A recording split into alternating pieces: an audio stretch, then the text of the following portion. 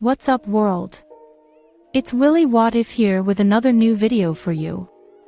This is part 2 of What If Naruto Met Karin in the Forest of Death.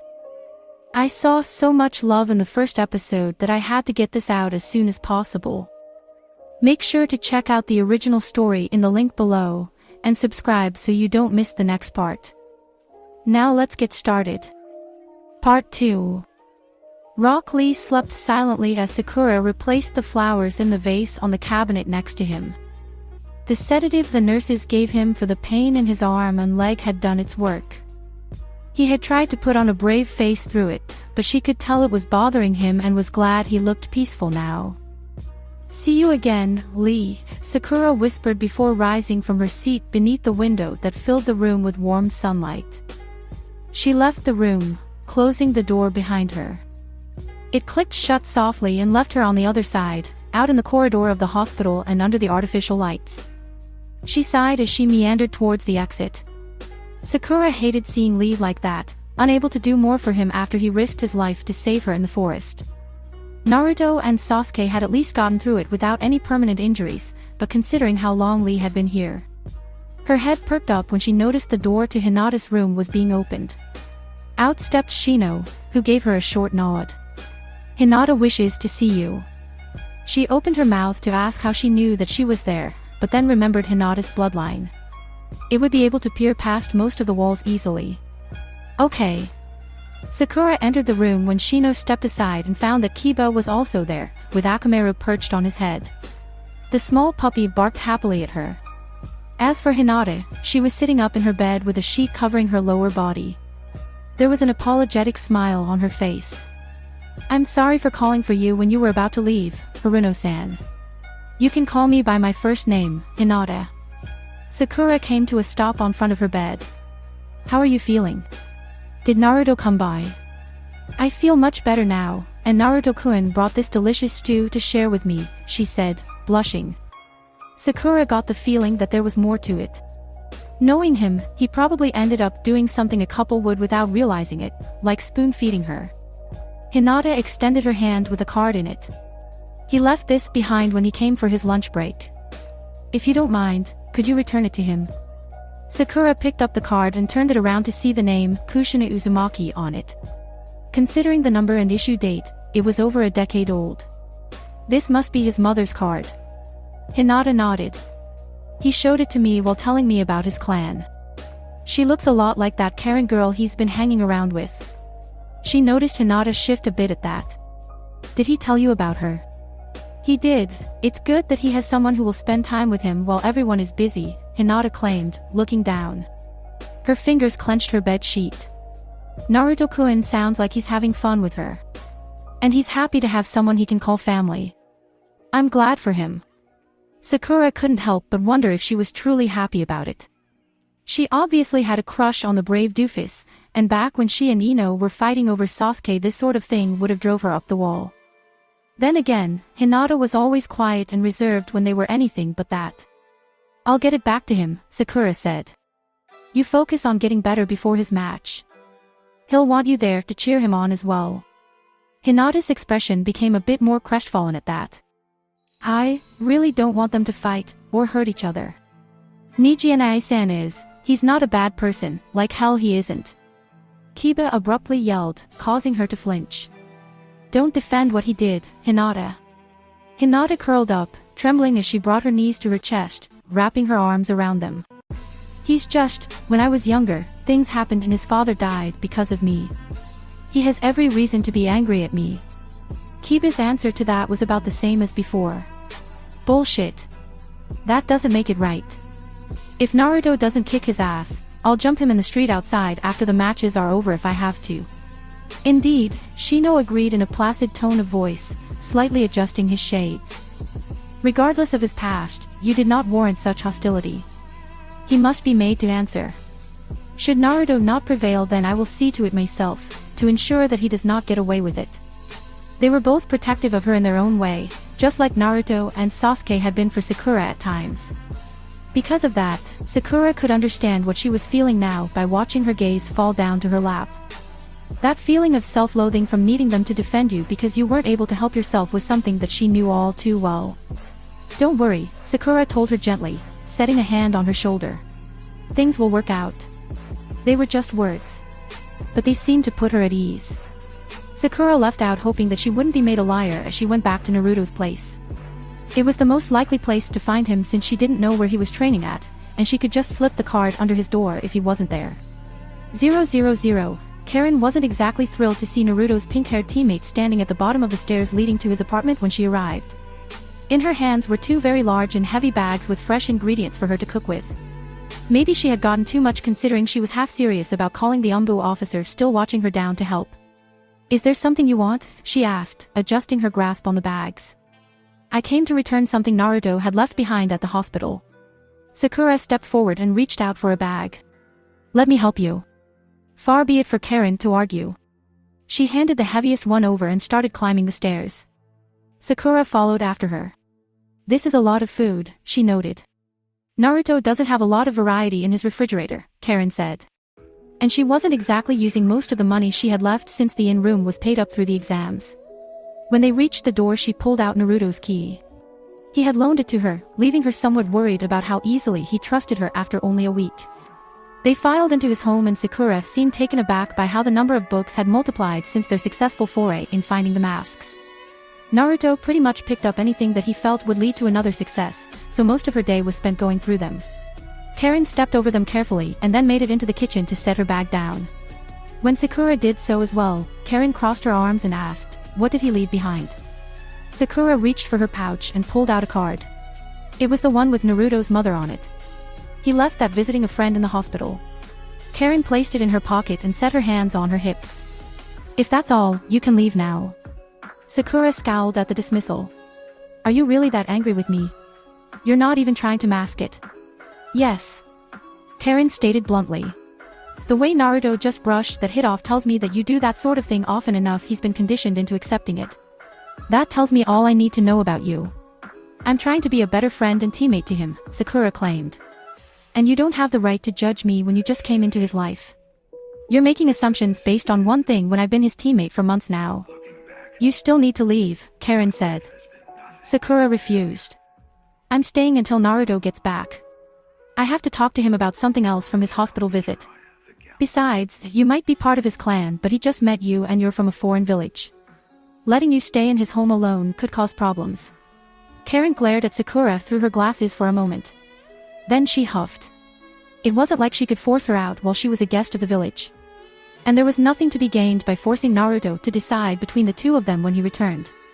He was already busy enough training as is. It'd be petty, and now wasn't the time for that. If you're going to stay, then make yourself useful. Help make dinner by cutting vegetables. 000. Naruto was a bit tired, his clothes still weighed down by the water he had been made to soak in as he fell into the lake he had trained on. So he welcomed the scent of freshly cooked food coming from his home, secretly happy that Karin had obviously decided to cook again. He was, however, understandably confused when he found Sakura there as well. Naruto, you're back? She asked, wiping her eyes with her forearms. There was a knife in her hand as she peeled what looked to be an onion. Why do you look drenched? I was supposed to practice water walking for the next stage of my training. Naruto scratched the back of his head. What are you doing here, Sakura-chan? Sakura brushed her hands clean with a towel and then walked over to speak to him. You left your mother's card with Hinata. She told me to bring it back and I just so happened to run into your clanswoman on the way in. Now I'm helping with making dinner since I didn't have anything better to do while you were training. He fished through his pockets in search of the card, surprised at his own carelessness. I really did leave it. Karin pulled out the card from her pocket. You should be more careful with the things you care about, Naruto. Don't let them out of your sight. Yeah, I got it. He took the card back and turned to Sakura with a bright smile on his face. Thanks for bringing it back to me. It wasn't a problem, Sakura said. Didn't you have something else you wanted to talk to him about? Karin asked in a barbed tone, keeping her eyes on the boiling pot. That is why you stayed, isn't it? Sakura looked over her shoulder at Karin and scowled before turning back to Naruto. It's about your match with Niji. Hinata doesn't want you to hurt him too badly, or for you to get hurt. I can't let what he did slide, Naruto said. Even if I could, I still want to become a Chuunin in order to become Hokage. That means I have to beat him, and I don't think he's going to go down without a fight. Despite his anger when he made the vow on her blood, he was fully aware of how dangerous Niji was. He wasn't underestimating him, but he was intent on beating him. Short of one of them giving up, someone was going to get hurt. And Naruto never gave up. Naruto, beating him in Chuunin Exams doesn't guarantee that you'll become one, Sakura pointed out. Besides, he's a Hyuga. If you get close to him, he can shut you down. You saw what he did to Hinata and they practiced the same style. I just need to learn some new techniques and I'll cream him, Naruto stated. Once I get past this exercise, I'll ask Gama-sensei for some cool ones I can use. You're thinking the wrong way, Karin said as she turned off the stove, getting their attention. Chunin don't just have higher levels of chakra or more techniques at their disposal. They have to use sound tactics to ensure their mission is complete with as few sacrifices as possible, and that's what the examiners will be looking for. Don't focus on how to beat him into submission through sheer force, but instead how to beat him in a way that allows you to walk away without being harmed. If you can do that with the basics at your disposal alone, you're almost assured a promotion even if you lose your other matches. She has a good point, Sakura agreed, somewhat hesitantly. Your basics are called that for a reason, and you probably waste a lot of chakra in performing them because you have so much that you don't bother regulating it. Remember, you still have to get through the other matches too, and you can't do that if you waste all of your chakra fighting him. You might have a point there, he admitted. You said you were doing the water walking exercise, right? Karin waited until he nodded before continuing. That exercise is good for control, so it's probably why he gave it to you to do. If you can show me a place with a large enough body of water, I'll show you how it's done after we've finished eating. Once that's mastered, we can take time to work on a strategy. This sounds awesome, but weren't you still searching for stuff on our clan in those books? He asked. Can you handle all of that? I can probably help with that, Sakura offered. I'm good at research, and it sounds interesting enough. That'd be great, Naruto said. Thanks. For now, change your clothes and wash up for dinner. Karin turned to Sakura. And you're welcome to stay too. This time I made more than enough. Sakura's eyebrows furrowed in suspicion. Why the change of heart? Mostly pragmatic reasons, she confessed. You have the same level of access to the library that Naruto does, but from what he's told me during some of our talks you're better suited to finding books that have more substance than simple history books. Plus, even I have to admit that trying to organize a plan for Naruto's match on top of everything else would be too much for me to do on my own. At least you're honest. Sakura said. I think I will join you. Hinata did mention what you made before was decent. Naruto watched the exchange between the girls with some confusion, feeling as though there was some underlying meaning in their words he didn't have the context for. He decided that, since it seemed stable enough, to just do as Karin said and went to the bathroom. There he changed his clothes and washed up before enjoying dinner with the pair. Night had fallen by the time the food had settled and Sakura left for home. Naruto brought Karin to one of the training grounds with a small lake that wasn't in use. I was practicing here before. Is this okay? It'll do fine. She crouched down and slipped out of her sandals and socks before dipping a toe in the water. It made her shiver a bit. Now watch me, Naruto. Karin stood on the water barefooted with no problem not like him. Whereas his attempt had left the water unstable with bubbles frothing beneath him, hers was stable enough that there weren't even any obvious ripples. She extended her hand for him to take just over the edge of the water. Grab my hand and place one foot into the water, she told him. When he did, Karin slipped her foot beneath where his was so that it sank just beneath the surface by a few centimeters with his weight. There was no discomfort on her part as she leveled it with more chakra. Okay, go ahead and start releasing your chakra like you would the tree climbing exercise, but keep letting it out. Naruto did, releasing the chakra through the tenketsu under his foot. It began to offset the water beneath him and pushed off against her foot until it breached the surface. A little lower, Naruto, she told him. You shouldn't disturb the water so much when doing this. That's a sign you're using too much chakra. Okay. He tapered the flow a bit more and felt the layer between him and the water thinning. There. She slipped her foot back to the surface in front of his. Remember that feeling and do the same for your other foot. Naruto stepped forward as she took a step back and went slightly off balance until he adjusted. I got it. Don't get too excited, Karin warned. Standing and walking are a lot more difficult than you think. As if to prove the point, she kicked gently off the water with her front foot and slid back several feet before coming to a stop, as though she skated across the surface. Try to reach me. He stepped forward and found it becoming harder to adjust with each step as the surface tension changed with his weight shifting of the water. When he was partway there, He almost stumbled back into the water and risked getting his clothes wet again. Soft fingers caught him before he could fall. Not so easy, is it? She skated around him, almost as though she was gliding across the surface. The water's surface is fluid, constantly moving around. It's a windless night and the surface is still, but you're still struggling. Now imagine trying to cross a river or the ocean. Naruto imagined that the river alone would sweep him up easily. The ocean would be merciless, even if he had the chakra to cross it. Still, it probably would have been useful in wave. How are you skating on it? Lots of practice, she told him. Like you, I don't know a lot of techniques or have much combat experience, but I do have my basics down to near perfection. She pointed to the end of the lake. Do you think you'll be able to make it to the other side of the lake while we're here? He shook his head. This is going to take some getting used to. That's fine. Karin skated forward and slipped her fingers between his so they were interwoven. Then she pulled him close. He noticed that she had a nice scent and her body was warm. I'll help you get it. Just stay close to me until you're almost out of chakra and follow my lead. Naruto did, and she led him along every step, almost as if they were dancing under the moon that was reflected beneath their feet.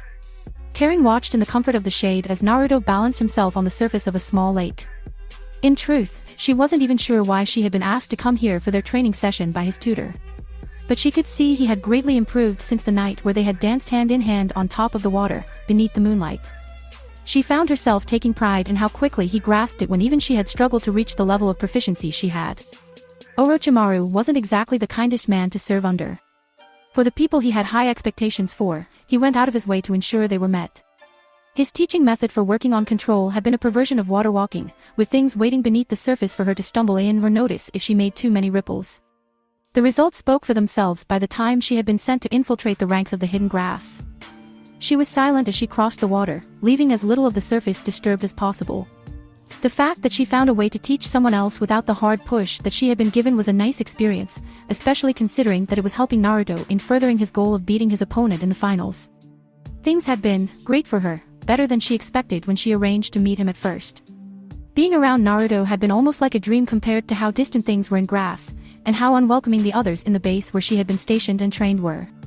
In a way, that made what would happen at the end of all of this even worse. She shuddered a bit at the thought of how his bright smile and the warm feeling of his chakra would be twisted by whatever experimentation Orochimaru would put him through. But there was nothing she could do. The plan was no doubt already in motion, and whatever part she was meant to play didn't allow for failure if she wanted to avoid a fate worse than death. By the end, there wouldn't be any place for her besides wherever Orochimaru put her. Okay, that's pretty good, Naruto's tutor told him as he approached the edge of the water. I didn't expect you to pick it up so fast. I guess that means we can move on to the next part of your training. But, before that, Karin-chan. Karin briefly floundered at being called before rising to her feet. Yes. Come here for a second, will you? He waited until she did as he asked before pulling out something wrapped in a cloth and holding it out. You both remember our little trip to the mask storage temple, yes? Karin nodded alongside Naruto. It was hard to forget when you were nearly cut down by a sentient mask, only to escape by the skin of your teeth due to a guess that she took. To their mutual surprise, one of the masks was revealed when he pulled back the cloth. The Hokage sent a group to check the temple and they found some documentation about the masks. It mentioned that they were made in honor of celestial beings of the Uzumaki clan that were divided into roles between heaven and earth. The lowest were divine beasts that walked the earth, with the divine priests and priestess being the messengers of the divine gods who resided in the heavens above. The 9 masks that were active at the temple were the 5 beasts and 4 priests and priestess, while the masks representing the divine gods were inert. I thought it was simply a piece of lore that had been enshrined with the masks, but maybe whoever designed them had intended for that to be incorporated. Well, legends often hide ancient truths within them, Karin mused. Do you understand how they work? Not exactly, he admitted. Based on our encounter, it seems they utilize chakra to shape their vessels and have a limited form of sentience. However, we're having difficulty summoning them from the masks. So I thought you two might hold the solution. Because they only respond to someone of the Uzumaki lineage, Karin guessed. That about it? We believe so. That's why I've asked you here today. If Naruto can control them on his own and safely before the start of the finals, they'll be considered ninja tools and he'll be allowed to use them. Like a puppet would be considered a puppeteer's tool rather than a full-fledged summoning. So if I get this to work, I can call up all of them for the match. Naruto seemed excited at the prospect of being able to summon up 9 minions. His tutor had to quickly add, not all of them, realistically speaking. Because of your age and how difficult they'll likely be to manage, we're limiting your access to them until we have a good understanding of their behavioral responses and to see if the seal work can be replicated without the bloodline restrictions. Once all that is cleared up though, the Hokage will likely hand them over to you. Anyway, the reason we chose this one for you to experiment with is because, should it go rampant, I'll have the least amount of trouble suppressing it. Naruto picked up the mask and held it above his head as he stared at the visage of the tiger it had been shaped into. Okay. How do I do this? Try streaming your chakra into the mask, slowly at first.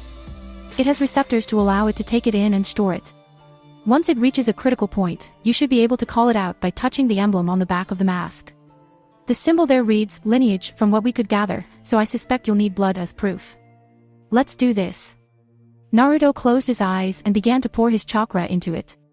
Then he frowned, opening his eyes and looking the mask over in confusion. It's not taking my chakra. Try again, Gamma said. Slowly. Karin decided to use her mind's eye to observe as he tried again. Naruto's chakra was being actively rejected for some reason. That was strange. Karin focused her sensory ability wholly onto him for a deeper scan and found the source, immediately breaking into a cold sweat when she did.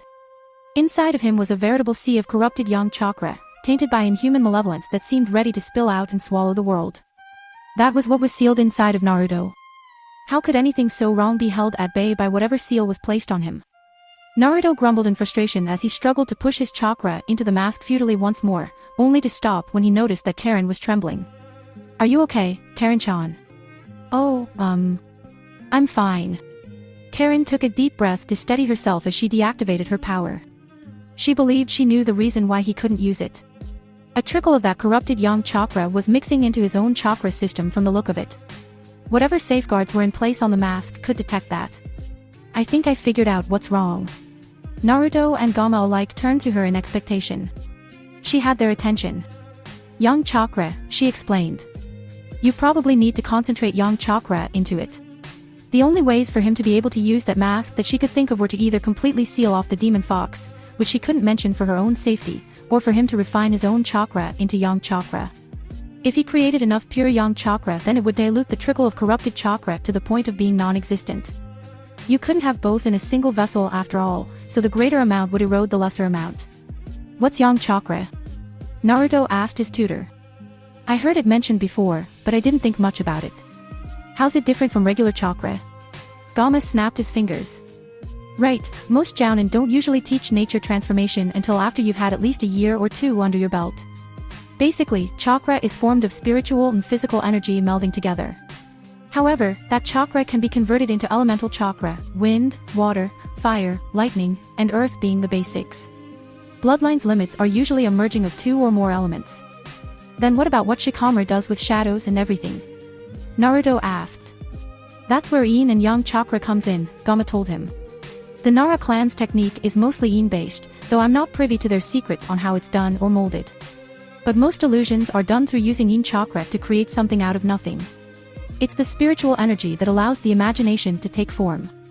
Yang is the opposite, Karin continued for him, unrolling her sleeve to show where he had bitten her.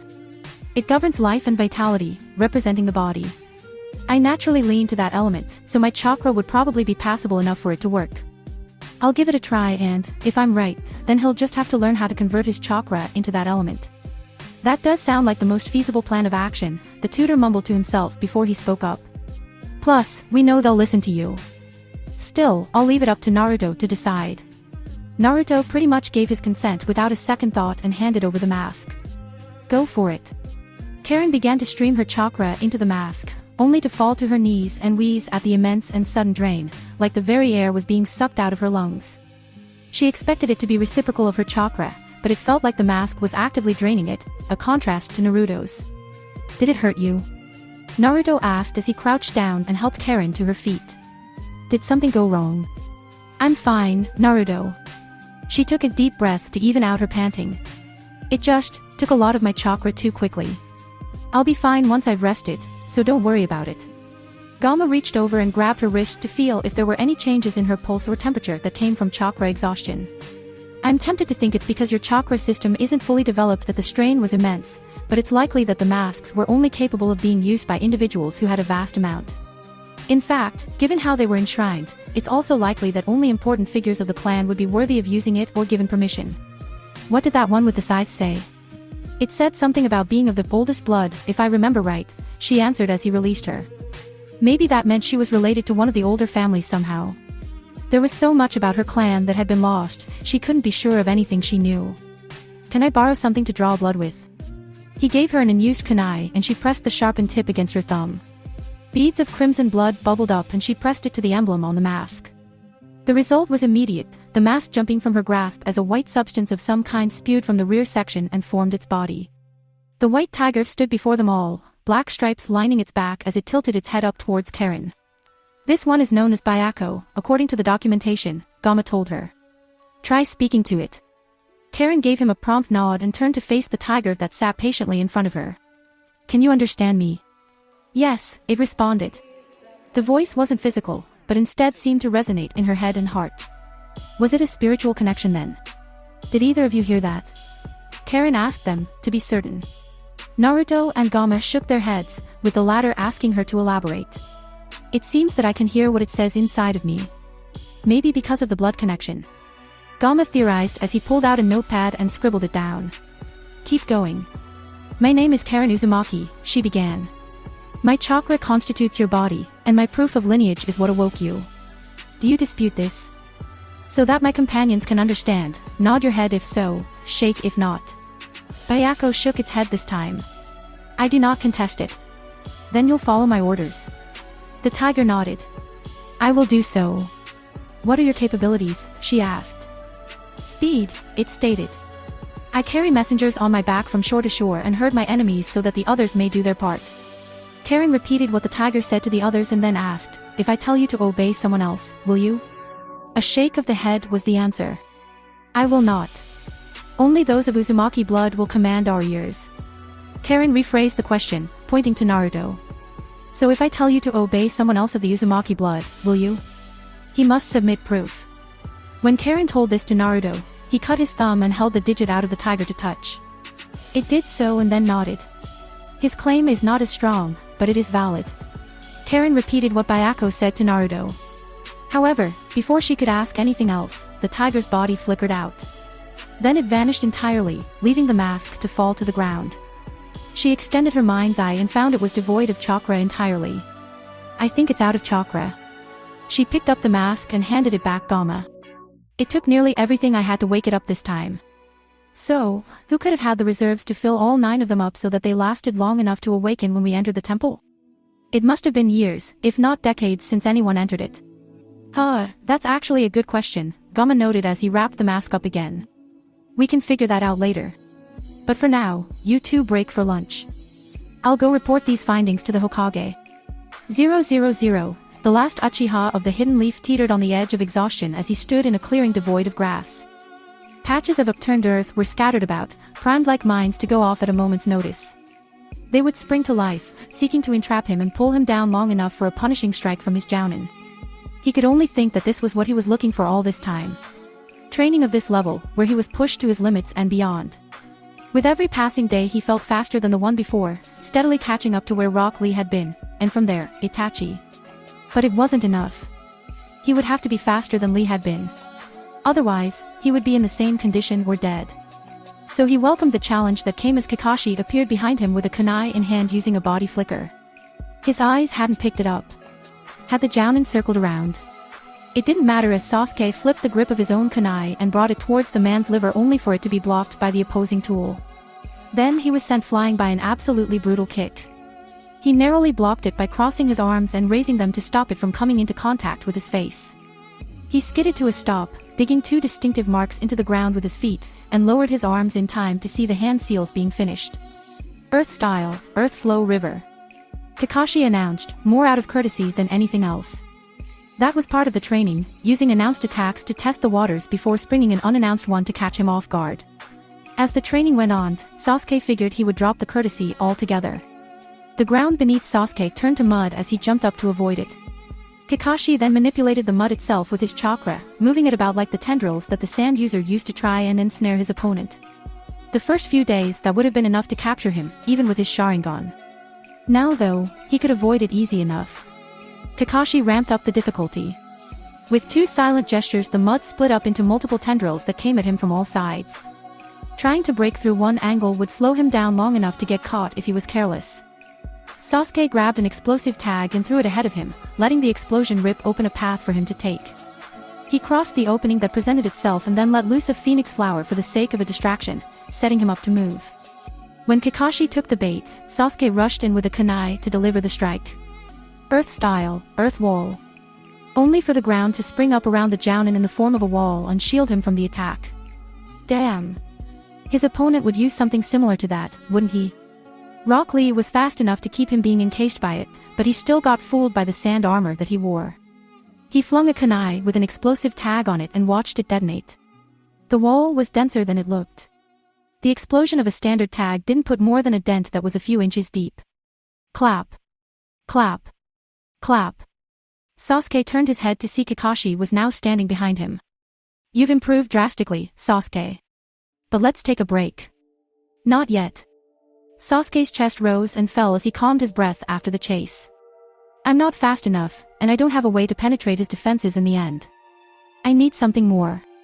If he couldn't deal with someone like this, then how was he going to deal with an actual monster like Itachi? It was frustrating to think of. He was getting closer, but it wasn't enough and wouldn't be enough unless he pushed himself further. The very thought made the sealed curse mark ache. Kakashi looked down at him and sighed. You know which element overcomes earth, don't you? Lightning, Sasuke said almost instantly. Then he heard the chirping of 1,000 birds. He turned and saw the glaring, pale blue light emanating from Kakashi's hand. You were unconscious when I used a similar technique against Zabuza, Kakashi told him as he turned towards the wall. It's an assassination technique I made during the war for getting through tougher encampments and targets that preferred using the rock armor technique. It's not very quiet, as you can hear, but... Sasuke blinked and then he was gone, moving faster than his eyes could track without the Sharingan active. There was a thunderous crash and a spray of rock fragments and dust. The next thing Sasuke saw was that Kakashi's arm had punched through the wall that had blocked an explosive tag. Kakashi deactivated the technique and pulled his hand free, shaking it as though water was on it. As you can see, it's easily A-ranked. However, it requires immense speed to be of use, and the Sharingan to avoid the issue of tunnel vision. Yes. This was it. This was what Sasuke needed. Teach me it. Break first, Kakashi told him. Then we work on your speed more. You'll have it down by the time the finals start. Sasuke couldn't help but grin in anticipation. It was another step closer to getting revenge for his clan. Sakura liked all the libraries she visited. They were quiet, organized, and contained a wealth of knowledge. That being said, there was very little she could find on the Uzumaki beyond the fact that they were a clan that specialized in sealing arts and one of them was married to the founder of the village. Sakura then expanded her search for anything relative to the area where they lived, between the land of fire and the land of water. The net result was that she found lore and myths from various areas that had been placed into a compilation by a wandering author, whose dedication page mentioned the many destinations he visited. One of them was the Hidden Whirlpool, the very same village where the Uzumaki stemmed from. The book listed their village's lore under the section near the last 1/5 of the pages known as the Oceanic Tales, right before the first entry into the Land of the Sea's local myths about the Kaima. She wasn't sure how much of it was legit. But Kakashi preached look underneath the underneath, and that translated to truth in myths. Besides, some of them were interesting tales, like the priestesses who offered their bodies to mend the wounds of warriors, taking upon their flesh the marks as a sign of their devotion to others that they could be prideful of. Taking it up to the counter with a book on nature transformation theory, for the sake of Naruto needing to learn to use yang chakra, Sakura checked them both out and then made her way towards the flower shop Ino's parents ran. It was still early morning so Naruto probably wouldn't be home. She could get more flowers for Rock Lee and visit him until later. Ino finished arranging flowers in a vase and turned to Sakura as she entered with a smile. Nice to see you, Billboard Brow. Need new flowers for Lee. Sakura almost called her Ino pig, but caught herself. They had been enemies over Sasuke for so long that hearing her say that without the usual malice still took some getting used to. Yeah, the usual ones please. Ino went over to where they were stored as an awkward silence lingered in the air. Some topics between them were still hot button and they didn't want to risk opening old wounds. But when the silence eventually became unbearable, Ino abruptly broke it. I heard that you've been coming and going at Naruto's place recently. Sakura's eyebrow rose at that. And who exactly did you hear that from? Oh, you know. Just around. Ino gestured with her free hand in a lackadaisical manner, brushing it aside. So what's going on there? Spill it. There's not much to spill, Sakura told her. I'm just helping out my teammate while he's getting ready for the finals. Sasuke and Kakashi-sensei have both disappeared somewhere, and this way I can at least be of some help to them. Putting up with that girl at his place is a challenge sometimes, but after everything Naruto's done for me since we've been in a team, I can deal with it. What kind of help are you giving him for the finals? Ino asked. Anything special? That depends. What kind of training is Shikamaru doing? Ino opened her mouth to say something, only to stop herself. Hey, you're trying to get me to spill on my teammate. A wry grin formed on Sakura's face. Just like you were trying to get me to do. Fine, you caught me, Ino confessed. It's just that there's not a lot for me to do while the finals are going on. I can't help Shika, Sasuke's gone, and Chuji is too busy with his father, while mine's working on something important. I hear that. Sakura couldn't help but sigh. My father's on a mission of his own, and I don't want to bother my mother while she's organizing some big event. Not to mention it's still tricky for us to get along without the fear of offending each other. We let our feud go on for too long. Yep. Ino finished with the flowers and handed them over. Anyway, good luck with whatever it is you're doing with Naruto. Thanks. Sakura paid for the flowers and then departed for the hospital where Rock Lee sat in waiting. The entire trip she wondered if this was the best she could do for them. Flowers for Lee when chances were he might never recover. Looking up fairy tales for Naruto so he can find out about the clan he lost the night of his birth and helping him with his training. As for Sasuke, well, she couldn't be of even that much use for him since she couldn't find him. She ran her free hand through her shortened hair at the thought. Her hair, the flowers, and the books were something. So were the occasional lessons in genjutsu with Kurenai to give her a little more diversity in her skill set.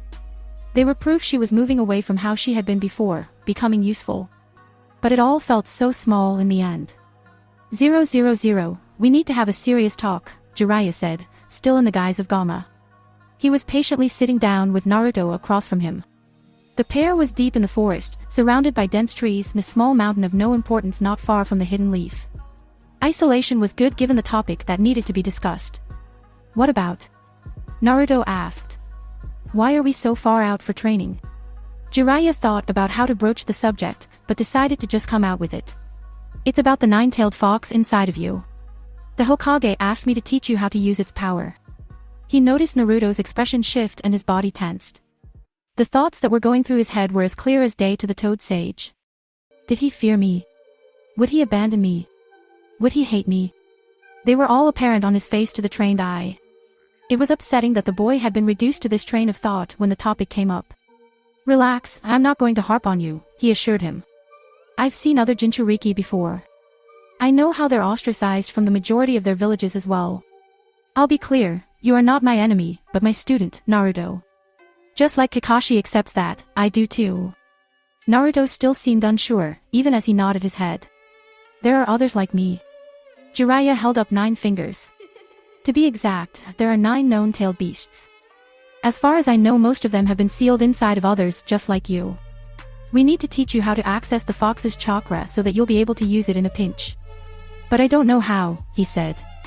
You've already done it once, according to Kakashi's mission report. It stated you let its chakra out briefly during your mission to the Land of Waves. I want to hear how it felt from your perspective. Anger, Naruto said. I was angry at Haku for what I thought he did to Sasuke. Then my chakra got heavy and dark, like red instead of normal. Things became slower or I could see them faster. I couldn't keep up with Haku before, but I was able to hit him afterwards. You need to learn how to access that chakra on command, he told Naruto. So every few days, between your other training, we'll come here to do so. If you can manage to use it before the finals, I'm scared of it, Naruto cut in. When I was using that chakra, all I felt was anger. That anger made my own worse, bubbling up to the point I wanted to tear someone limb from limb. What if it gets control of me? Not to mention some people already think I'm the fox. I don't want to give them more of a reason to do so. Which is why you need training, Jiraiya said. Being able to use that chakra without succumbing to its influence is the key thing here, more than anything else. There are safeguards in place to stop it from going out of control, for the most part. And what are those? He asked. The seal on your stomach for one thing. Jiraiya pointed down towards it. It was designed by someone who knew the last Jinchuriki well and studied under Kushina. She knew her clan's sealing arts well enough to help make it. It's easily the best and most complex one to date. Naruto's eyes widened at that and he looked to his stomach. My mom helped make it. The toad sage nodded. It wasn't exactly a lie, but it wasn't the time to tell him the whole truth. She and the seal maker knew how the last Jinchuriki struggled with containing the beast within and strove to make a seal capable of easing that burden. That seal is her gift to you, a way to keep you safe despite how powerful the nine-tailed fox is. The proof is that you went for over a decade without it influencing you, and only when you were on the verge of death and angry did it empower you. Naruto, have faith in your clan's art and your mother's gift. Naruto reached down and touched where the seal was beneath his clothes. When he looked back up, there was resolve in his eyes. Okay, so how do I draw it out? Self-preservation, he said. True, there was meditation and other assorted means, but, well, when has an energetic and ambitious preteen ever sat still on his own accord for that long? Jinchuriki are linked to their tailed beast. In a lesser seal, it might be able to break free with the death of its host. But more prominent seals ensure that should the Jinchuriki be killed, the beast goes with them. They'll likely reform after several years, but they'll be diminished as a result. As long as you don't give into it, it's stuck with you and will give you chakra in order to save its own neck. Of course, he was using what he learned from Kushina and Minato as a basis. Being the former Jinchuriki, she knew best what it was like. The fox was sapient and manipulative, but it was still useful to the village. But first, there's still one more technique for you to learn, the summoning technique. He bit his calloused thumb and smeared the blood over his palm, making the hand seals and slamming his palm onto the grass afterwards. Sealing script from the blood stretched out like a spider's web onto the surface of the ground, and then there was a large plume of smoke as he stood atop a toad nearly twice his size while striking the same pose as it. Cool! Naruto exclaimed. Not the pose, but the giant frog is awesome. I want to give it a try. My poses are awesome. You just haven't realized their greatness yet. He blamed the disguise. If he didn't need to hide who he really was in preparation for whatever his former teammate had planned, it'd be a different story. Regardless, he tapped his foot down on the summoned toad's head. And they're toads, not frogs. Keep that in mind. Okay. The large summoned toad extended its tongue and revealed a scroll there for Naruto to take. He set it down on the ground and unraveled it to see a list of various names until an empty spot appeared.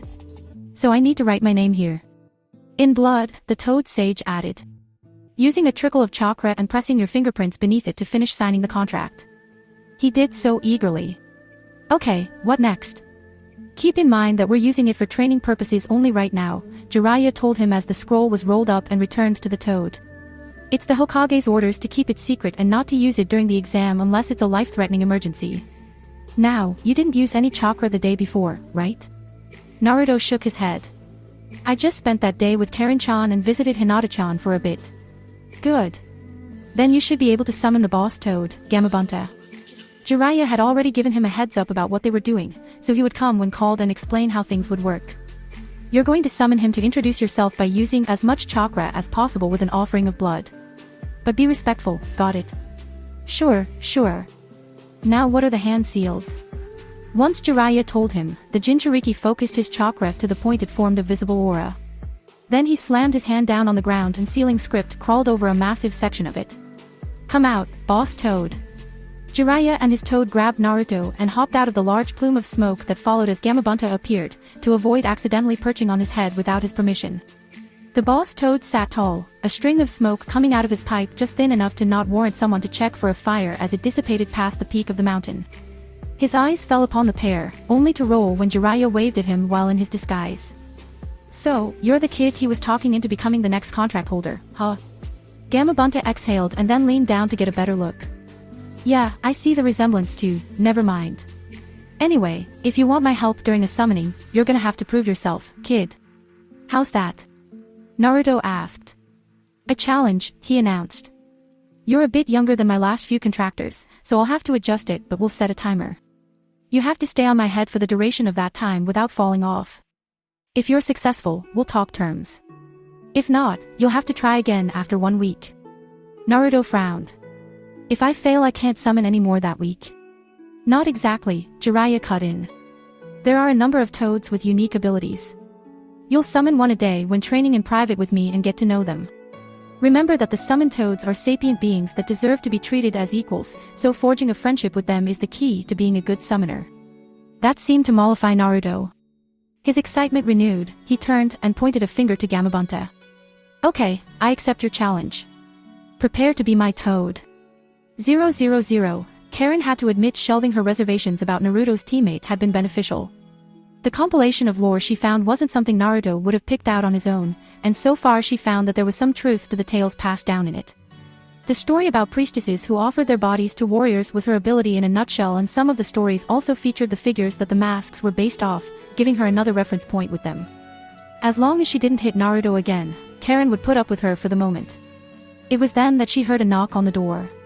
It struck her as strange since Naruto had a key and his teammate had left hours ago. She activated her mind's eye and found the signatures recognizable, though Naruto's was minuscule. Karin tossed the book aside and ran to the door. Hi there, Gamma said, standing there with Naruto in his arms. The genin out cold. Can I come in to drop him off? She stepped aside to let him in while asking, shouldn't he be taken to the hospital for chakra exhaustion? You could tell at a glance. There are few things that can put him down to this extent, and I don't see any signs of physical injuries, she lied. Was his training that hard? Yes, it was, Gamma said. Don't worry though. He'll recover quickly enough with rest. He's been asked to keep this aspect of his training quiet though, so, no prying, I understand. Good. And before I forget. He pulled out Byaku's mask and set it on the nightstand next to the bed. You're leaving the mask this time? Karin asked. He nodded. Technically, Naruto is entitled to it, and you've confirmed it won't hurt him.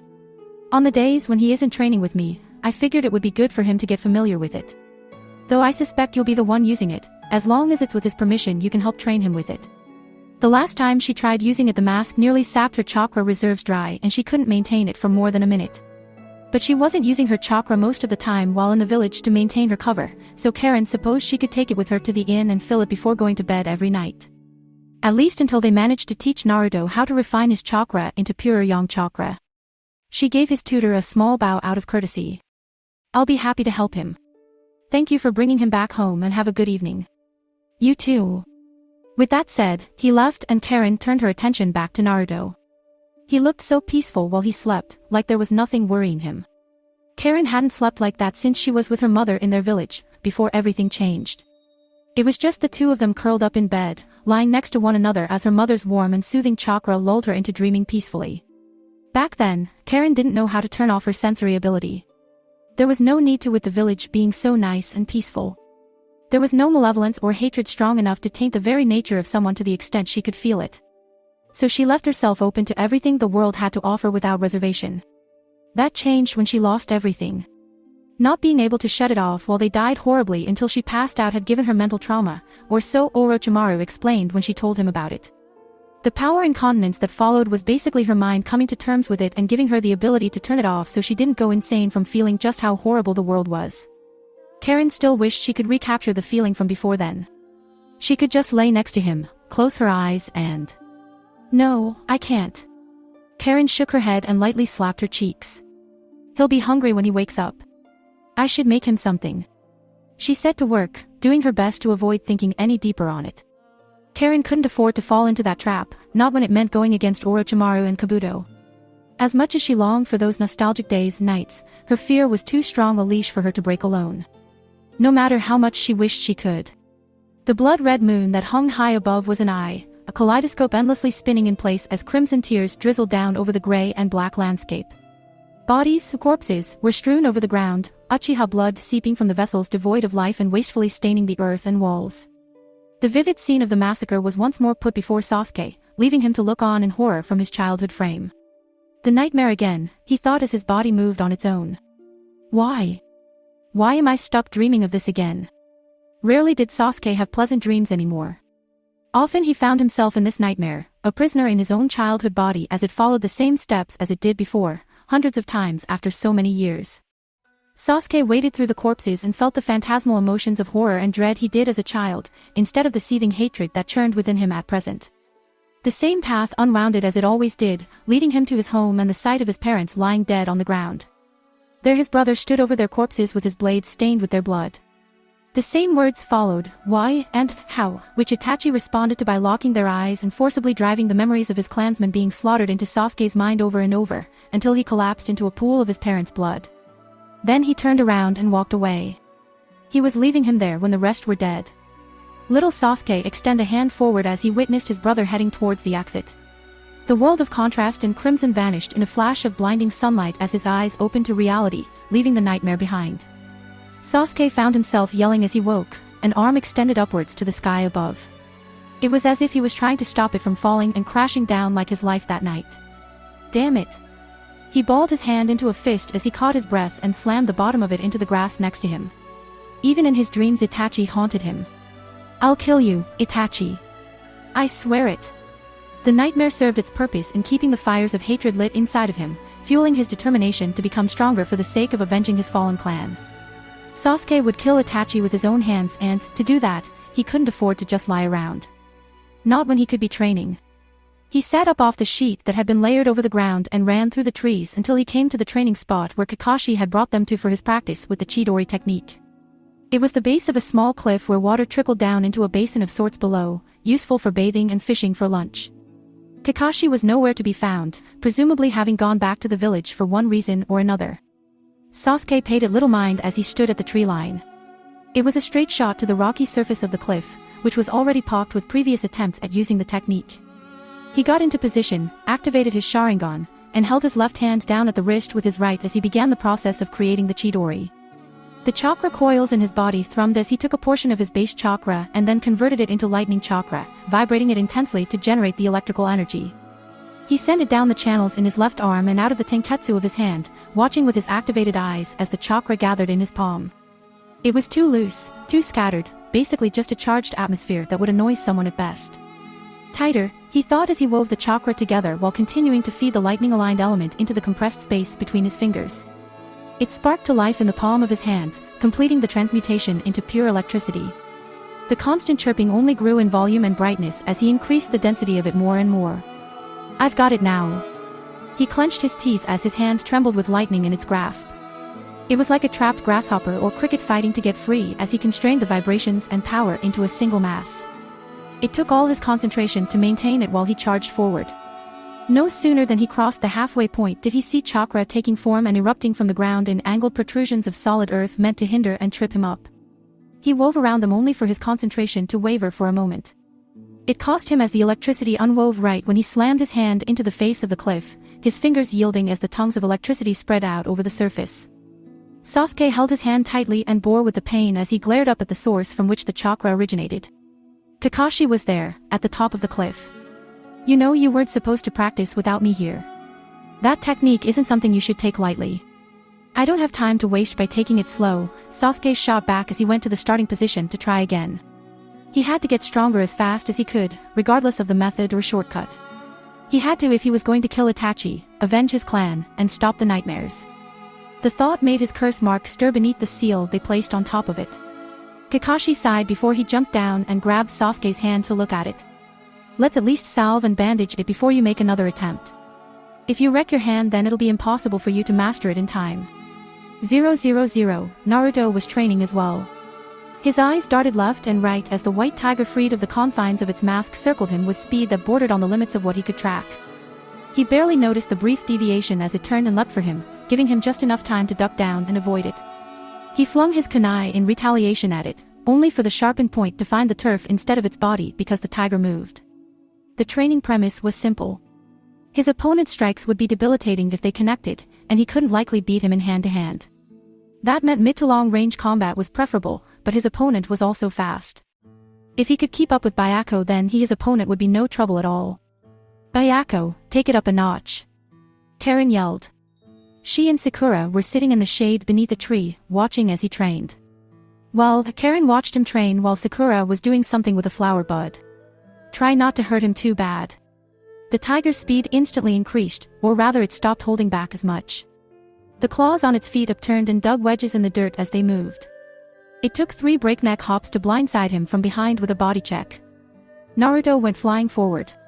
He was barely able to tuck his arms and legs in so he could roll when he touched down.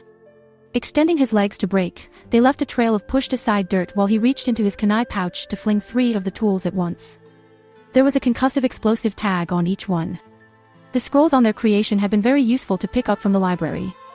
Granted, he only memorized the pattern of the sealing script rather than analyzing it on a deeper level in order to learn how to reconstruct it, but he was still new at it and pressed for time. Regardless, Bayako darted between the explosions that went up as sprays of loose soil and grass to hit Naruto again. The Jinchuriki quickly brought his arms up to guard against the impending blow, only for the tiger abruptly dart to the right at an angle and once more to get behind him. Then it rammed into him from his blind spot again. Naruto righted himself mid-flight and made the cross seal. Smoke erupted around him in the form of a dozen shadow clones. They charged for the white tiger, leaving the original behind, a kunai in each of their hands. Bayako avoided them deftly and rammed into Naruto for a third time, only for him to go poof. The tiger kept moving as the others began to fling their shadowed copied version of the concussive explosive tagged kunai. Bayako remained uncertain of which was the original due to the fact that they all swapped positions with one another using a substitution technique. The basic technique was immensely useful for someone with the multi-shadow clone technique, more so if all of them participated at the same time, making it a confusing game of tag. The constant shifting around on top of the clones being practically identical to every conventional sense meant that someone who specialized in hand-to-hand would struggle to tell which one was the real one. Especially while being mobbed from all sides. Was it fair? No. But they were shinobi, not samurai. If they were in a fair fight, they were doing something wrong to begin with. Besides, the purpose of the exam wasn't the number of techniques or showmanship, but the strategy and tactics used to deal with the opponent effectively. For Naruto, that meant he could mob them thanks to his ridiculous amounts of chakra. Granted, they weren't durable considering Bayako managed to plow through them with every pass until he finally clobbered the real Naruto by chance. But they'd have other countermeasures to take advantage of that. With the last of the chakra Karin had stuffed into its spent, Bayako flickered out of existence. Its mask fell onto the ground in front of Naruto. He rubbed the spot where Bayako had hit him last before picking up the mask and addressing it. "Did you have to hit me so hard?" "I told Bayako to take it easy on you," Karin said from where she was perched, knees drawn up to her chest and held by her hands. "It can hit hard enough to shatter every bone in your body once it builds up enough speed." He winced at the thought and held the mask out as he approached the girls. "I want to try another one soon, the flying one." "You still have to learn how to make yang chakra before your tutor will ask on your behalf since they want more proof you can use and command them," Karin said as she grabbed the mask. "Bayako didn't last 5 minutes and it took me days to charge it that much before going to bed." Sakura deemed that to be an appropriate time to speak up. "I think I've got it down how to do it. Sit down and I'll try to explain it." Naruto took a seat on the grass in front of them and crossed his arms as Sakura pulled out a number of potted flowers that had yet to blossom. She arranged them in rows while he asked, "What are the plants for?" "Yang chakra governs life and vitality, meaning it can boost organic functions. Kiba and Chuji use it when they use their clan's techniques, but medics also use it to heal by directly influencing the cellular structure. That sort of training takes more time than we have." "Okay, but that still doesn't explain what we're doing. Long story short, we're going to use the plants to help you refine your chakra into the yang element." She poured in a large amount of water into one of the potted plants. "You're going to make them bloom. The yang chakra will drastically speed the process up and make the plants grow if you do it properly. Just like the first Hokage did," Naruto said. He actually paid attention in class when it came to what the Hokages were famous for, namely techniques, rather than the boring stuff. "Awesome." "No," Sakura said, completely serious. The first Hokage had a bloodline limit to use wood style techniques. It was unique in the sense that it could bring plants and the like into existence anywhere and at any time. That's both nature manipulation and nature transmutation of chakra. What you're doing is simply having the plant do what it normally does faster, bolstering the photosynthesis, transpiration, and respiration rate so they absorb the nutrients in the soil, the sunlight above, and the excess water. Things like manipulating the cell division, elongation, and that sort of the thing tends to require far more refinement and precision, quality control at an extremely high level. In other words, you're going to try to attune your base chakra into yang and dump it into the plants. Because they have a basic growth cycle, the chakra will simply kick it into overdrive. Karin summarized. You don't need to try and specify what part of it you're manipulating or regulate it because you're going for quantity over the quality. When you do the same thing on the masks, their seals will handle the creation and animation of their bodies. Naruto snapped his fingers. "Oh, okay. I got it. These plants in particular are receptive to chakra, so you should be able to see results quickly." Sakura placed her hand over the pot that she prepared and closed her eyes to concentrate. Her hand glowed slightly and the resulting energy seeped down into the plant. The petals seemed to tremble a little and the excess water began to shrink until the flower bloomed. It really worked, Naruto noted. Good job, Sakura-chan. I've been practicing on my own for a while using one of the books I picked up, Sakura huffed as she finished, rubbing sweat off her forehead. The thing to take note of is that you're literally taking from your body's physical energy in order to make it, taking it from your cells while trying to keep as much spiritual energy out of it as you can without having so little that it won't form chakra at all. I've got plenty of that, Naruto said. True enough, he was a bundle of energy in youth. He extended his hand as Sakura poured water into another potted plant. Let's do this. 000. In hindsight, we should have done that before Byako ran him ragged, Karin said to Sakura as she walked down the produce aisle. They had just finished dropping Naruto back off in his home, leaving him passed out on the bed from physical exhaustion. Now they were at one of the local stores to pick up some groceries for dinner and Karin needed someone to help with the bags. The result probably would have been the same. Sakura crossed her arms in thought. Though, to be honest, he was getting it faster than I expected. He is an Uzumaki, Karin claimed. The fact that her mind's eye basically helped her judge just how close he got to the minimal level of purity, based on what she felt from Sakura, didn't hurt either. Because of that she was able to help him better, but some of that was due to his natural talent. Do you think this will be enough in the end? Sakura asked.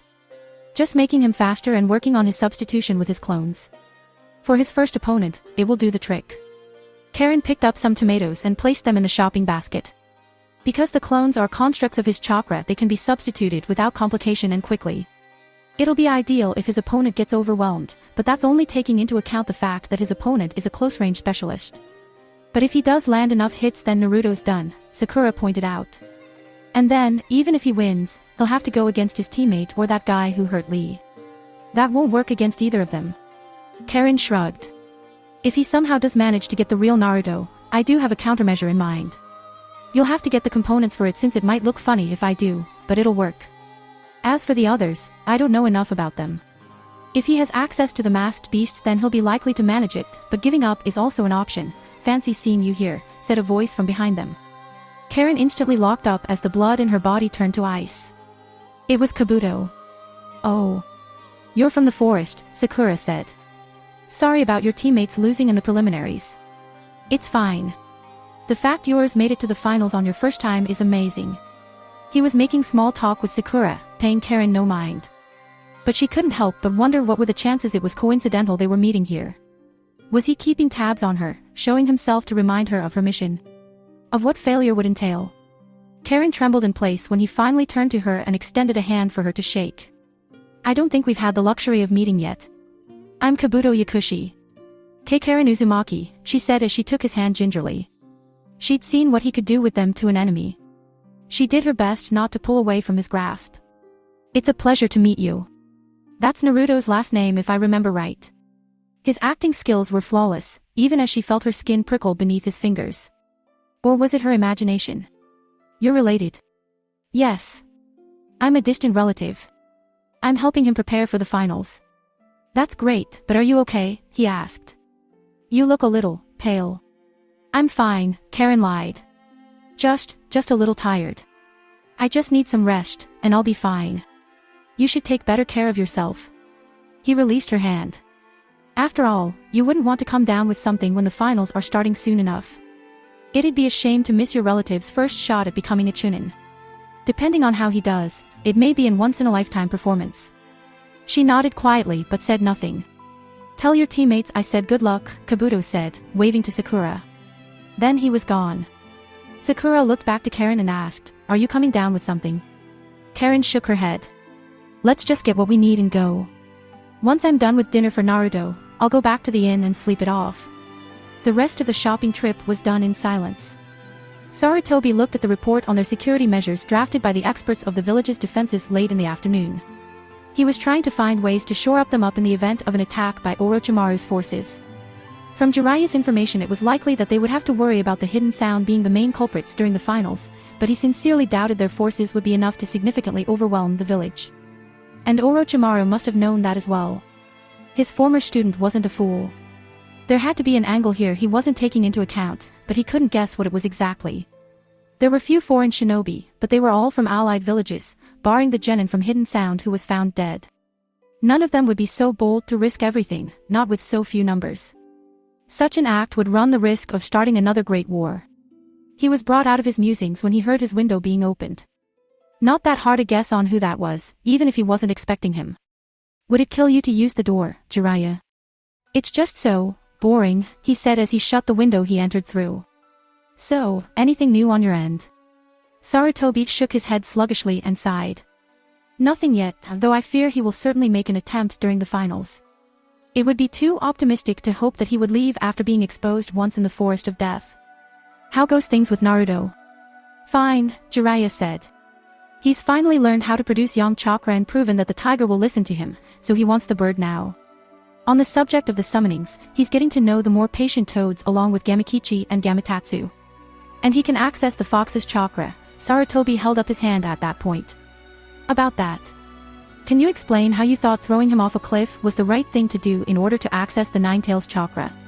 Self-preservation is needed to unlock the chakra once his own had been depleted beforehand, so I put him through the water-walking training until we reached that point. I had an Earth Shadow clone down there waiting to catch him and I could have substituted myself if he couldn't pull it off, Jiraiya argued. He was completely safe, and you did give me permission to use my own methods. I am concerned he may have reservations about working with you in the future if you resort to such measures, Sarutobi countered. Very few people are qualified to teach him or suppress him should the need arise, more so since Tsunade still possesses the necklace that can be used to do so, and I don't want him to be wary of such measures being taken. Sensei, he's fine, Jiraiya said. He's already over it. Speaking of Tsunade, I've managed to find her again with my intelligence network. I had them give her a missive asking her to return. I do trust my intelligence, but I framed the note as saying that you wanted to talk to her rather than mention anything involving Orochimaru. And I take it her response was a negative, he asked. When he woke up from what I believe was an induced sleep he found a hastily scribbled note that basically said, "No way in hell," so I'm going to say it was negative. Yes. Once more the Hokage sighed. That girl, she's leaving me no choice. Was it wrong of me to give her so much leeway? Honestly, it might have been, Jiraiya admitted. But you aren't responsible alone. I left her alone too, consumed with tracking Orochimaru to make up for my failure in not stopping him, keeping tabs on Akatsuki to protect Naruto and make up for not being there when Minato and Kushina died when the fox escaped. We should have made time to try and help her cope with the death of her brother and Dan, but we let her run away and she hasn't stopped since then. Her grief was understandable. All of them had lost loved ones and could sympathize. But instead of trying to help her overcome her fear of blood, they allowed her to run off, and the method of coping she chose was both self-destructive and had harmed her reputation. Those two facts alone weighed down on her as much as her reputation as a Sannin held her up. Very well, Sarutobi said. Once you locate her again after the finals, you go and retrieve her. It is time for her to come home. If she needs counseling, I'll arrange for a Yamanaka specialist to help her in private, but allowing her to continue like this would be a dishonor to her grandfather and those who came before her. Understood, Jiraiya said. Sarutobi leaned back in his chair. Then on to the final matter. How are things between Naruto and Miss Uzumaki? Pretty good, actually. She's helping him with his training, they seem to spend most of their time together, occasionally with his other teammate, and Naruto's improving on multiple fronts. I don't honestly see him losing his match during the finals. It's a shame I won't be able to see it while I'm protecting you, but I think he's got it locked down. I see. He drummed his fingers in thought before coming to a stop. In that case, what are your thoughts on allowing Miss Uzumaki to relocate into the village when all is said and done? 000. Karin watched as Naruto rode on top of Byako with an excited grin on his face, having called it out of the mask on his own. It was just them for the moment. His teammate was at the hospital, visiting someone for an extended period of time. All Karin could do now was just watch him since there was nothing else she could do for him, barring the creation of her countermeasure for his first opponent. There was an odorless poison they had in hidden grass that when inhaled would muddle the reflexes and senses. All she had to do was get the necessary plants to make it, but she didn't want to be seen buying it by an Umbo officer or having questions asked. That meant she would have to rely on Naruto's teammate, who would likely know where to get them since she found those plants they used for his yang chakra training. After that was done, Karin wasn't certain what she could do that would benefit him. At least nothing that would help him in the long run. After running into Kabuto, the snake returned while she was in the bathroom, hiding in the sink's drain to elude detection, and gave her orders. There was going to be an invasion and she was to knock Naruto out using a smoke bomb filled with sleeping gas before taking him away with Kabuto. She was supposed to take him from his home and leave it to burn. Just like her small village was beset by bandits and rogues and burned to cinders, Orochimaru wanted this village destroyed so it would be. It unsettled her to know she was playing a part in that, but she desperately wanted to believe it would have happened anyway and she was saving Naruto from dying with it. From what she knew, Naruto would be expected to face off against that Gaara boy since they were both Jinchuriki. There would be no contest. Naruto would die. She was removing him from the certain death, only for him to likely end up someplace where he wished he could die rather than being strapped on an operating table. She supposed she could tell the Hokage about the impending attack, but she'd be executed as a spy. That wasn't an option for her. She valued her life more than that of other people she didn't know. Selfish as it may have been, that was human nature. Besides, she was not a kunoichi of this village and her strongest tie was with Naruto. That left running away as an option.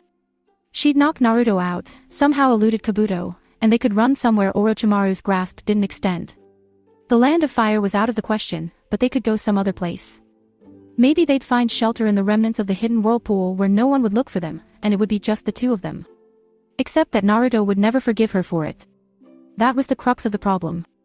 All she wanted was information on her clan, that was the point of wanting to meet with him, but she had gotten attached to the lovable goofball. He was so bright and straightforward that being around him left her feeling happy for the first time in a long time. Karin's eyes shifted as her mind's eye, which she had been using to monitor how much chakra Naruto and Byakuya had, picked up his tutor entering her range. It seemed their private time was over. She stood up as he arrived in the clearing they were in. "Gama-sensei," Naruto said as Byakuya came to a stop and then retreated into the mask. Naruto caught it before it could hit the ground. "Did you talk to the old man about getting the bird mask?" Suzaku was the name on the document, and yes I did. He pulled the mask out and handed it to Naruto. "Since this is the first time you're using this mask, be careful. Use your chakra to anchor yourself to it so you don't fall off, and tell it to come down when it runs low on chakra since we know they can tell how long they can stay manifested now." Yeah. Naruto handed over Byakuya's mask to Karin, who felt there was still chakra within it, and then focused on converting his chakra so that he could fuel it into Suzaku's mask. Then he bit his thumb, wiped blood over the back to unlock it, and tossed the mask into the air. "Let's fly, Suzaku." The bird-faced mask expelled a reddish material that formed the body and sprouted pristine and elegant plumage. Its wings spread wide to catch the wind and it soared overhead in a circle, getting its bearings. Lowering itself to the ground, it dipped its head to Naruto and allowed him to climb on. He hopped on without a second thought and took the skies with a grin on his face. Higher and higher, until he was a speck in the distance as they soared towards the clouds. "Nice to see he's having fun," Gama said. "Here's hoping he won't go too far." Karin nodded before removing her glasses and cleaning them. "Flying is something that few can do, even with chakra. I can understand his excitement. I hope he'll let me ride it before the end of the finals." "Actually, now that he's gone, we need to talk," he said, waiting for her to face him before continuing. "Let me ask you this, how do you feel about the village?" "I like it so far," she said cautiously. "The atmosphere is different. Of course, I haven't visited most of it because I don't know my way around and I'm here as a guest. Mostly I spend my time with Naruto, in his home, or in my room." "Why?" "The Hokage asked me to extend to you an invite to join the village as a permanent citizen, if you want," he said. Karin blinked in confusion at that, surprise evident on her face. "Why? How?" He took a seat next to her. "Usually, a transfer between villages becomes more difficult depending on their standings and a number of factors involved. You're a genin with only a year of training under your belt and not a lot of access to information they'd want to keep secret. We're in a time of peace, and the Hidden Grass are both diplomatic and on neutral terms with us. Because the Uzumaki were allies of our village and you have family here, your ties are strong enough that no one will question why you want to remain here indefinitely, so it's safe to say they'd be willing to release you from service for a reasonable compensation." Wow. She couldn't really put it into words. "That's... If you still have attachments there, I'd understand. No. She stood up and held her hands to her chest. I feel more comfortable here with Naruto than I did in the Hidden Grass. I didn't even get along well with my teammates. I want to stay here, but may I have some time to think on it? It's a big decision." "That's fine," Gama said. "Just know that we'll be happy to welcome you." "And can we not tell Naruto about this?" Karin asked. "At least not yet. He nodded. It's your decision when to drop the news. Thank you, she told him, even as it tore her up on the inside. It was a nice village, better than hidden grass in a lot of aspects. You could actually see the sky for one thing. But why did he have to make the offer when she knew what was going to happen? Not that she let it show on her face, but she hated him for dangling this in front of her without realizing she would never get the chance to follow through with it. Karin Sijanen. She heard from above. Naruto was there, Suzaku lowering itself down with quick beats of its wings. You've got to see this. Come on. She looked over to Gamma, who gestured it was okay before he disappeared in a body flicker. Karin sighed before she took Naruto's hand and climbed onto the majestic bird of vermilion and gold plumage. Securing herself with chakra to their mount, Naruto gave the order to climb and they rose in the air. Flying was a unique experience, Karin noticed. There was a pit in her stomach that moved around as they ascended, as though her body was struggling against the bonds of gravity to defy their connection with the earth below. The wind stirring against her face left her hair whipping behind her as they took to the clouds, but, once the wings began to glide, she felt free in a way she never did before. Look, Naruto said, gesturing to the forest surrounding them and the village below. Isn't it awesome? With the horizon burning as sunset was approaching, it looked like a carpet of gold had been spread across the viridian trees below. The buildings made for an interesting web of stonework, a maze that all led towards the cliff face where the Hokages of the past had been immortalized in stone. It was a beautiful sight. Yeah, she said, answering his question. It's a great view. I could always look up from on top of the Hokage monument at everything before I became a genin. I used to paint it as a prank. It was always amazing to look at, but this high, it just makes you realize how big your world is. When I become Hokage someday I'll have to protect it all, so being able to get a view like this is worth it. You really do want to be the next Hokage, don't you? She asked. Of course I do, he said. I always wanted to, but before it was just because I wanted people to know who I was. Then, after becoming a genin and seeing places like Wave and the things that happened there, I wanted to keep them safe. That's what it means to be a shinobi, and the Hokage is someone who protects everyone in his village, including them. Tears left Karin's eyes as her heart began to blossom with pain at the admission, knowing what would happen to it all soon enough. It would all be crushed no matter what. Even if she saved his life, she'd take away his purpose for living. Karin hated herself even more now. She didn't want to be a spy. She didn't want to meet such nice people like I am and even that Sakura girl on occasion, only to have to betray them later on. And she didn't want to feel this warm feeling in her chest when she was around him, knowing that it would be snuffed out by the end. What's wrong? He asked as he looked back due to her silence. You can tell me if there's something bothering you. And you won't judge me? She asked. He shook his head. No. She believed him. Naruto was too sweet. And, in the end, that was the problem. She had grown used to the way he looked at her, the way he spoke to her, the way that he cared for her, the way he let her into his life, so much unreserved trust and warmth being freely given. After having none of it while under Orochimaru's care and in the hidden grass, it had left her too attached to him. But it would all be taken away once the invasion kicked off. The people he was fond of would die, including the Hokage and tutor who were offering her a home that didn't consist of being around people like Kabuto or experiments. No matter how this ended, she would lose it all. It was a cruel joke. Karin threw herself around him in a hug, wrapping her arms around his waist and pressing her head against his back. Her mind's eye opened to embrace his chakra and the soothing warmth that lingered on the surface as well. Even if she had to lose it all so soon, she at least wanted to commit as much of it as she could to memory. Just let me stay like this for a while, she softly begged. Please. He nodded his head silently as they continued flying over the village while the sun fell beyond the horizon. Thanks for making it to the end. You are one dynamite gal. Make sure to like and subscribe if you haven't already. And let me know any suggestions for stories you want to see next.